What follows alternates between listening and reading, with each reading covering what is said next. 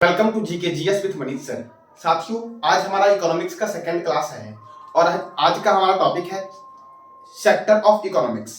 इससे पहले मैंने साथियों बताया था कि अर्थशास्त्र का वर्गीकरण यानी कि क्लासिफिकेशन ऑफ इकोनॉमिक्स। तो इससे पहले मैंने जो बताया था आपको थोड़ा सा रिवीजन करते हैं, फिर आगे देखते हैं कि आगे क्या क्या जानना हमको है। तो साथियों, कल मैंने बताया था कि एक पुस्तक आई थी एडम स्मिथ की। एडम स्मिथ की पुस्तक थी, उसका नाम था द वेल्थ ऑफ नेशन। क्या नाम था? तो द वेल्थ ऑफ नेशन। और ये पुस्तक कब आई थी? 1776 में आई थी। इस पुस्तक में अर्थशास्त्रों का क्या कहा गया था? तो धन का विज्ञान कहा गया था। और उसके बाद मैंने बताया था साथियों पूंजीवादी अर्थव्यवस्था क्या है, राज्य अर्थव्यवस्था क्या है और मिश्रित अर्थव्यवस्था क्या है। तो साथियों, पूंजीवादी अर्थव्यवस्था क्या है और राज्य अर्थव्यवस्था क्या है साथियों? तो पूंजीवादी अर्थव्यवस्था में क्या उत्पाद करना है, कितना करना है, इसका निर्धारण करती है बाजार। और इसमें कौन करती है? सरकार करती है। और इसमें कौन करती है? दोनों मिलकर करती है। दोनों मिलकर करती है साथियों। और मैंने बताया था कि पूंजीवादी अर्थव्यवस्था का उदय हुआ था एडम स्मिथ की पुस्तक द वेल्थ ऑफ नेशन में। और राज्य अर्थव्यवस्था का सिद्धांत दिया था कार्ल मार्क्स ने। और राज्य अर्थव्यवस्था कब देखा गया? तो 1917 में वेल्शेविक क्रांति के बाद देखा गया साथियों। कौन सी क्रांति के बाद? तो वेल्शेविक क्रांति के बाद रशिया में साथियों क्रांति हुई थी। और मिश्रित अर्थव्यवस्था साथियों सेकेंड वर्ल्ड वॉर के बाद आया था। और साथियों यह सबसे पहले किस देश ने अपनाया था? तो फ्रांस ने अपनाया था। किसने? तो फ्रांस ने साथियों। और कब अपनाया था? तो 1949 में फ्रांस ने अपनाया था। उसके बाद साथियों मैंने बताया था कि पूंजीवादी अर्थव्यवस्था को राज्य अर्थव्यवस्था किसने कहा था? तो जॉन मेनार्ड किन्स ने कहा था। और साथियों सामाजिक अर्थव्यवस्था को पूंजीवादी अर्थव्यवस्था किसने कहा था? तो प्रोफेसर लॉज ने कहा था। उसके बाद साथियों मैंने बताया था कि अर्थशास्त्र के क्षेत्र में अभी तक 2 व्यक्ति को नोबेल पुरस्कार दिया गया है। मतलब 2 व्यक्ति जो भारतीय मूल के हैं। और वो 2 व्यक्ति साथियों कौन है? तो एक साथियों है अमर्त्य सेन और दूसरे हैं अभिजीत बनर्जी। अमर्त्य सेन को 1998 में दिया गया और अभिजीत बनर्जी को 2019 में दिया गया साथियों। और उदारीकरण का सिद्धांत किसने दिया था? तो डॉक्टर मनमोहन सिंह ने साथियों उदारीकरण का सिद्धांत दिया था। साथियों एक प्रश्न का जवाब आपको कमेंट बॉक्स में देना है कि किसने आर्थिक विकास को गरीबी के विरुद्ध लड़ाई कहा था साथियों। इसका जवाब देना है साथियों कमेंट बॉक्स में साथियों। तो यही मैंने साथियों आपको पिछले क्लास में बताया था। और मैंने बताया था कि नोबेल पुरस्कार जो साथियों अर्थशास्त्र में दिया जा रहा है यह कब से दिया जा रहा है? तो 1969 से। और नोबेल पुरस्कार की शुरुआत कब हुई थी? 1901 में शुरुआत हुई थी। और नोबेल पुरस्कार अल्फ्रेड नोबेल की पुण्यतिथि पर दिया जाता है साथियों। किसकी पुण्यतिथि पर? तो अल्फ्रेड नोबेल की। और अल्फ्रेड नोबेल ने किसकी खोज की थी? तो इसका जवाब देना है साथियों आपको कमेंट बॉक्स में। अब साथियों देखते हैं अर्थव्यवस्था के क्षेत्र साथियों। अर्थव्यवस्था के साथियों कितने क्षेत्र हैं? तो अर्थव्यवस्था के क्षेत्र हैं 5। कितने क्षेत्र हैं? 5। जिसमें साथियों सबसे पहले आपका क्या आता है? तो आता है प्राथमिक क्षेत्र। क्या आता है? प्राथमिक क्षेत्र साथियों है प्राथमिक क्षेत्र अर्थात प्राइमरी सेक्टर। ये प्राइमरी सेक्टर साथियों क्या है? तो साथियों प्राइमरी सेक्टर जो आपका है ये प्रत्यक्ष रूप से पर्यावरण पर निर्भर होता है। किस पर निर्भर होता है? तो प्रत्यक्ष रूप से पर्यावरण पर निर्भर है। किस पर निर्भर है? तो यह प्रत्यक्ष रूप से पर्यावरण पर निर्भर है साथियों आपका प्राथमिक क्षेत्र अर्थात प्राइमरी सेक्टर। अब साथियों प्राथमिक क्षेत्र में जो व्यक्ति कार्य करते हैं उसे क्या कहते हैं? तो उसे कहते हैं रेड कॉलर जॉब। अर्थात प्राथमिक क्षेत्र को क्या बोलते हैं? तो रेड कॉलर जॉब बोलते हैं। क्या बोलते हैं? Red collar job. जो व्यक्ति इसमें कार्य करते हैं उसे क्या कहते हैं? Red collar job. साथियों एग्जाम में प्रश्न कैसे आएगा कि प्राथमिक क्षेत्र में जो व्यक्ति कार्य में संलग्न होते हैं उसे क्या कहते हैं? तो रेड कॉलर जॉब कहते हैं। अब साथियों मैंने क्या बताया कि प्राथमिक क्षेत्र में जो व्यक्ति कार्य करते हैं वह पर्यावरण पर निर्भर साथियों होता है। किस पर निर्भर होता है? तो पर्यावरण पर। तो पर्यावरण में साथियों क्या आ जाएगा? तो कृषि आ जाएगा। क्या आ जाएगा? कृषि आ जाएगा, वन आ जाएगा, पशुपालन आ जाएगा। क्या आ जाएगा? पशुपालन। उसके बाद साथियों क्या आ जाएगा? तो मत्स्य पालन आ जाएगा। मत्स्य पालन इत्यादि साथियों किसमें आएगा आपका? तो ये आएगा साथियों प्राथमिक क्षेत्र में। तो अगर आपसे एग्जाम में पूछे कि कृषि अर्थव्यवस्था के किस क्षेत्र में आएगा? तो प्राइमरी क्षेत्र में साथियों आएगा। किस क्षेत्र में आएगा? तो प्राइमरी क्षेत्र में आएगा। और साथियों अगर आपसे पूछे कि निम्नलिखित में कौन सा क्षेत्र पर्यावरण पर निर्भर है? तो प्राथमिक क्षेत्र जो है ये पर्यावरण पर निर्भर है। अब साथियों दूसरा आपका आता है द्वितीयक क्षेत्र। क्या आता है? द्वितीयक क्षेत्र। द्वितीयक क्षेत्र अर्थात साथियों सेकेंडरी सेक्टर। क्या आता है? Secondary sector. अब तो आसान से याद करते हैं साथियों। द्वितीयक क्षेत्र मतलब साथियों क्या? तो साथियों यह साथियों कच्चे माल पर निर्भर है। किस पर निर्भर है? तो यह कच्चे माल पर निर्भर है। कच्चे माल पर निर्भर है। किस पर साथियों निर्भर है यह? तो यह कच्चे माल पर निर्भर है साथियों। और साथियों इस क्षेत्र का अन्य नाम क्या है? तो इस क्षेत्र का नाम साथियों औद्योगिक क्षेत्र। क्या नाम है? तो औद्योगिक क्षेत्र। इसका अन्य नाम है, अन्य नाम औद्योगिक क्षेत्र। अगर साथियों आपसे पूछा जाए किस क्षेत्र को जानते हैं औद्योगिक क्षेत्र के नाम से, तो क्या बोलोगे आप? कि द्वितीयक क्षेत्र का अन्य नाम जो है वो है औद्योगिक क्षेत्र साथियों। तो मैंने क्या बोला कि द्वितीयक क्षेत्र जो साथियों है यह कच्चे माल पर निर्भर है। इसका अन्य नाम क्या? औद्योगिक क्षेत्र, अर्थात उद्योग को यह बढ़ावा देता है साथियों। उद्योग में साथियों क्या उद्योग साथियों? जैसे कि साथियों आपका हो जाएगा विद्युत निर्माण, विद्युत, क्या आ जाएगा साथियों? विद्युत, इस्पात उद्योग, इस्पात उद्योग, वस्त्र उद्योग, क्या आ जाएगा साथियों आपका? तो वस्त्र उद्योग, विद्युत, इस्पात उद्योग, वस्त्र उद्योग, वाहन उद्योग, वाहन उद्योग इत्यादि साथियों क्या आज किसमें आ जाएगा? तो द्वितीय क्षेत्र में आ जाएगा साथियों। यहां से एक प्रश्न और बनता है कि इसमें जो व्यक्ति कार्य में संलग्न होते हैं उसे क्या बोलते हैं? उसे बोलते हैं व्हाइट कॉलर जॉब। क्या साथियों बोलते हैं? तो व्हाइट कॉलर जॉब बोलते हैं साथियों। क्या बोलते हैं? तो व्हाइट कॉलर जॉब साथियों। और यहां से एक और प्रश्न बनता है कि उत्पादन की प्रक्रिया में प्रत्यक्ष रूप से जो कार्य करते हैं उत्पादन, यहां से साथियों एक और प्रश्न बनता है कि उत्पादन की प्रक्रिया में प्रत्यक्ष रूप से जो कार्य करते हैं उसे साथियों क्या बोलते हैं? उसे बोलते हैं ब्लू कॉलर जॉब साथियों। क्या बोलते हैं? उसे बोलते हैं blue collar job, blue collar job. क्या बोलते हैं साथियों? तो ब्लू कॉलर जॉब। अब साथियों एक बार फिर से रिवीजन करते हैं साथियों कि यहां से साथियों क्या क्या प्रश्न बनता है। साथियों साथ साथ आप लोग नोट करते भी जाओ साथियों। यकीन मानो साथियों इससे बाहर आपके एग्जाम में प्रश्न इकोनॉमिक्स से नहीं आएंगे जो मैं अभी तक पढ़ा चुका हूं उससे साथियों, क्योंकि मैंने हर टॉपिक को बारीकी से बताया है और एकदम आसान भाषा साथियों मैं आपको बता रहा हूं।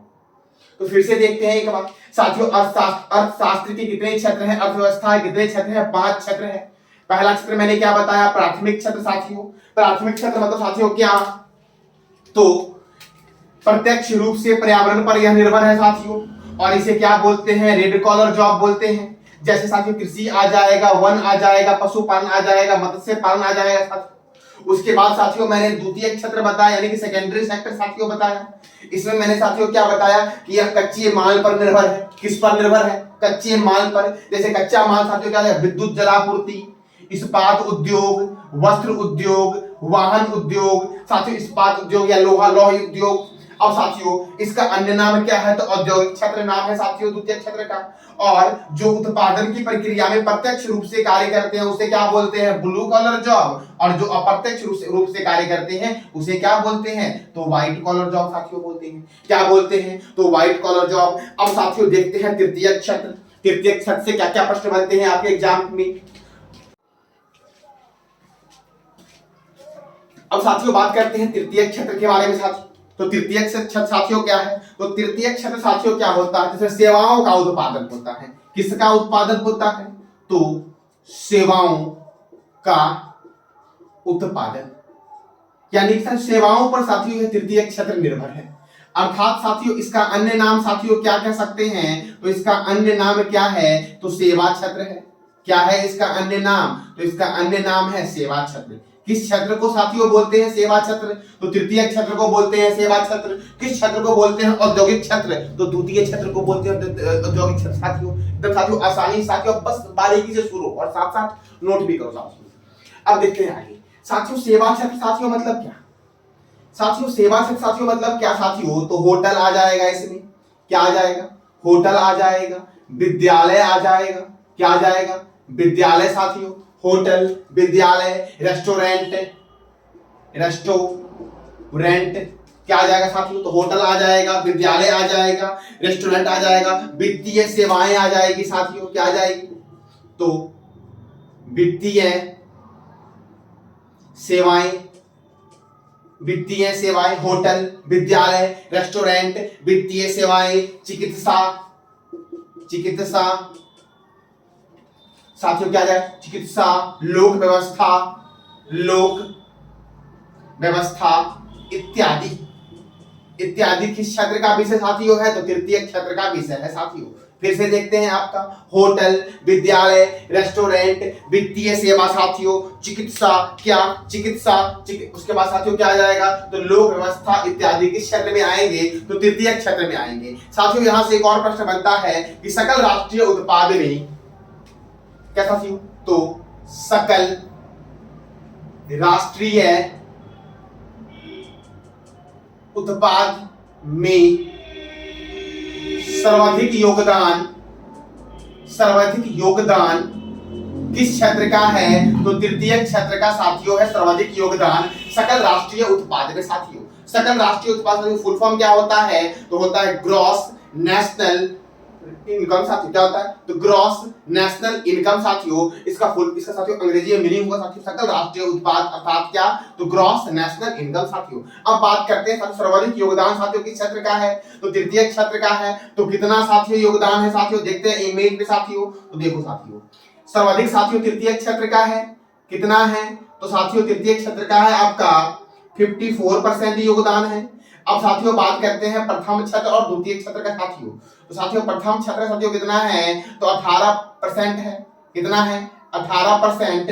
और द्वितीय क्षेत्र का कितना है, तो 27% है, कितना परसेंट है, 27%। अगर साथियों आपसे एग्जाम में प्रश्न पूछे कि सकल राष्ट्रीय उत्पादन में सर्वाधिक योगदान किस क्षेत्र का है, तो साथियों सेवा क्षेत्र का है, कितना है, तो 54% है। प्राथमिक क्षेत्र का कितना है साथियों, 18% है। और साथियों तृतीय क्षेत्र अर्थात साथियों औद्योगिक क्षेत्र का कितना है, तो साथियों 27% है, कितना परसेंट है, 27% है। अब साथियों हम लोग देखेंगे चतुर्थ क्षेत्र साथियों। चतुर्थ क्षेत्र क्या है, तो साथियों अब साथियों बात करते हैं चतुर्थक क्षेत्र के बारे में साथियों।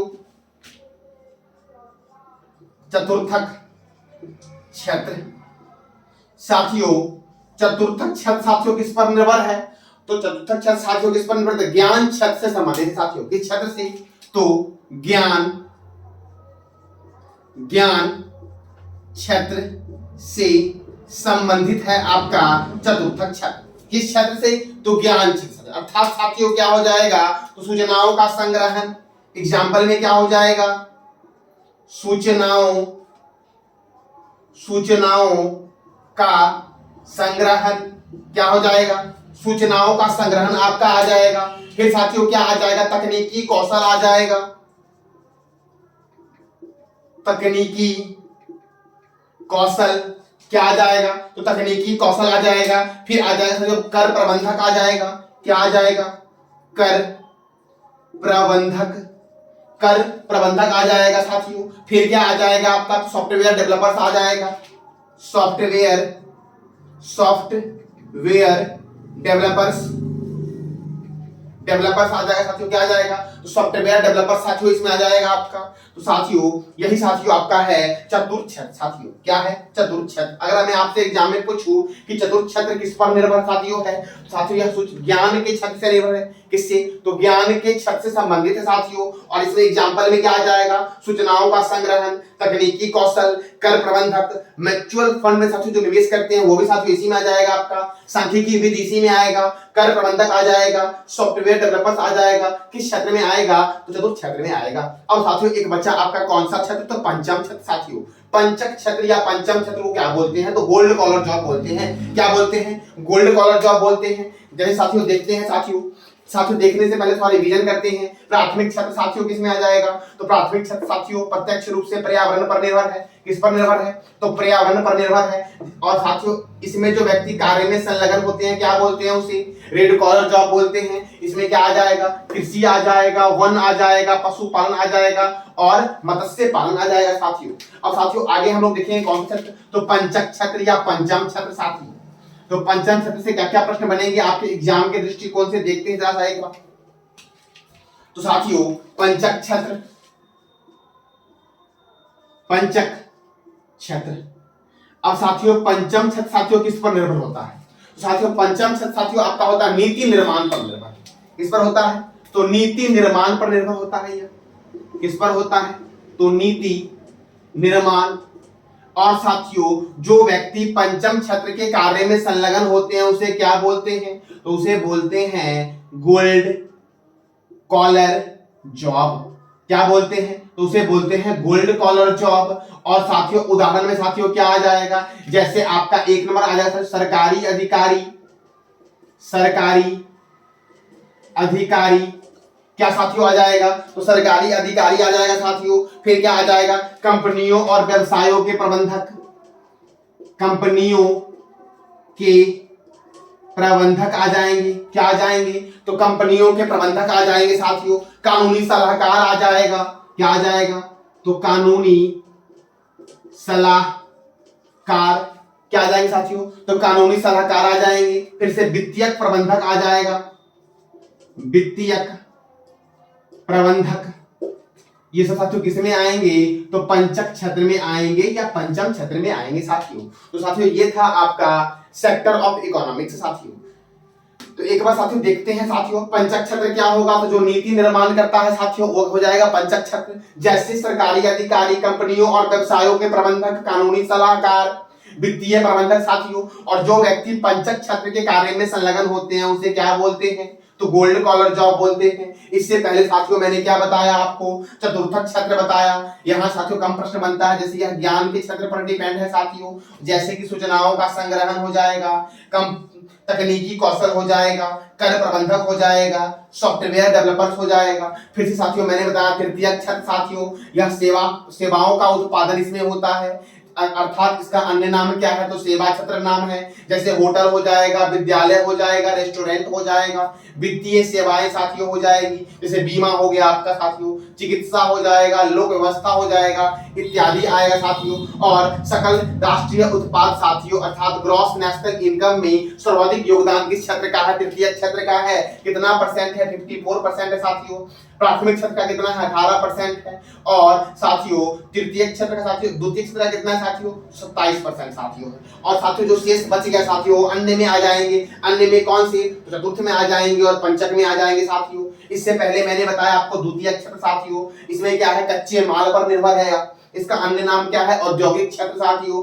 और इसमें जो व्यक्ति साथियों प्रत्यक्ष रूप से कार्य करते हैं उसे बोलते हैं ब्लू कॉलर जॉब। और जो अप्रत्यक्ष रूप से कार्य करते हैं उसे क्या बोलते हैं? White collar job. और इसके साथियों उदाहरण क्या हो जाएगा आपका? विद्युत जलापूर्ति साथियों, इस्पात उद्योग हो जाएगा, वस्त्र उद्योग हो जाएगा, वाहन उद्योग हो जाएगा इत्यादि साथियों इसमें आएंगे। और इससे पहले मैंने साथियों आपको बताया प्राथमिक छत्र साथियों। तो प्राथमिक छत्र साथियों क्या है? तो पर्यावरण पर निर्भर है। किस पर निर्भर है? पर्यावरण पर। जैसे वन हो जाएगा आपका, कृषि हो जाएगा, मत्स्य पालन हो जाएगा इत्यादि साथियों। और जो व्यक्ति प्राथमिक छत्र के कार्य में संलग्न होते हैं उसे क्या कहते हैं? तो इसका जवाब आपको कमेंट बॉक्स में देना है साथियों। साथियों एक टॉपिक हमारा आता है साथियों कि चक्रीय अर्थव्यवस्था क्या होता है। क्या आता है टॉपिक साथियों एक हमारा? तो एक टॉपिक हमारा आता है कि चक्रीय अर्थव्यवस्था क्या होता है साथियों। तो देखो आसान भाषा में साथियों कि आसपास के संसाधनों को हम उपाय करते हैं और उससे साथियों कम खर्च में साथियों अधिक लाभ कमाते हैं, वही होता है चक्रीय अर्थव्यवस्था साथियों। तो देखते हैं चक्रीय अर्थव्यवस्था साथियों। यह चक्रीय अर्थव्यवस्था साथियों किसे कहते हैं?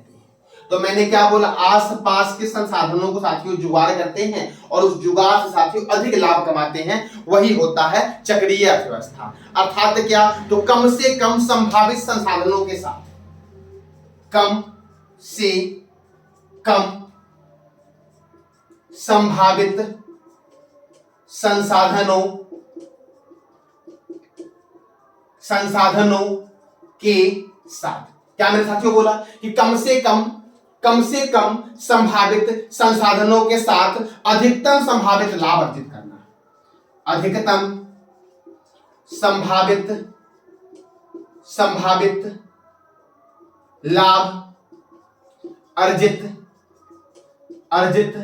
करना, ये साथियों क्या कहलाएगा? तो चक्रीय अर्थव्यवस्था कहलाएगा साथियों। साथियों नीति आयोग आपने सुना होगा, नीति आयोग इसका फुल फॉर्म होता है नीति आयोग साथियों, NITI। नीति आयोग का फुल फॉर्म होता है national institution for transforming India, अर्थात साथियों इसको हिंदी में बोलते हैं भारतीय राष्ट्रीय परिवर्तन संस्थान। इसकी स्थापना कब हुई थी? इसकी स्थापना हुई थी 1 जनवरी 2015 को, और साथियों इसी को बोलते हैं योजना आयोग साथियों। तो नीति आयोग के साथियों सीईओ उस समय थे अमिताभ कांत। उसने एक रिपोर्ट जारी की थी साथियों, और उस रिपोर्ट में कहा था कि आने वाले 5 से 7 वर्षों में भारत में साथियों 1.4 करोड़ नौकरी अर्जित कर सकते हैं। कितना? तो 1.4 करोड़ नौकरी सृजन कर सकते हैं, ऐसा नीति आयोग के पूर्व सीईओ जो थे साथियों आपके अमिताभ कांत, उन्होंने कहा साथियों। अब साथियों अब आगे बात करते हैं, एक होता है बंद अर्थव्यवस्था। बंद अर्थव्यवस्था किसे कहते हैं? बंद अर्थव्यवस्था, व्यवस्था क्या है साथियों? तो साथियों बंद अर्थव्यवस्था मतलब क्या होता है साथियों? न तो किसी अन्य देश से आयात होगा और ना ही हम आयात करेंगे किसी अन्य देश से, और ना ही निर्यात करेंगे, वही कहलाएगा बंद अर्थव्यवस्था साथियों। वैसे साथियों लगभग देशों में खुला अर्थव्यवस्था है, आयात भी होता है और निर्यात भी होता है किसी अन्य देश से साथियों। तो एग्जाम में कई बार पूछा गया है कि निम्नलिखित कथनों पर विचार करें कि निम्नलिखित में से कौन सा कथन बंद अर्थव्यवस्था के बारे में सत्य है। तो साथियों ये आज का टॉपिक था साथियों आपका कि अर्थशास्त्र के क्षेत्र साथियों। तो साथियों अगली बार साथियों जब हम मिलेंगे तो आपको बताएंगे राष्ट्रीय आय के बारे में साथियों, और वहां से आपके जो भी एग्जाम में महत्वपूर्ण प्रश्न बनेंगे वो सारे हम कवर करेंगे साथियों। तो जानकारी साथियों आपको कैसी लगी ये साथियों आप अवश्य कमेंट में बताना साथियों, और जानकारी अच्छी लगी तो लाइक करें, शेयर करें और सब्सक्राइब करें। धन्यवाद।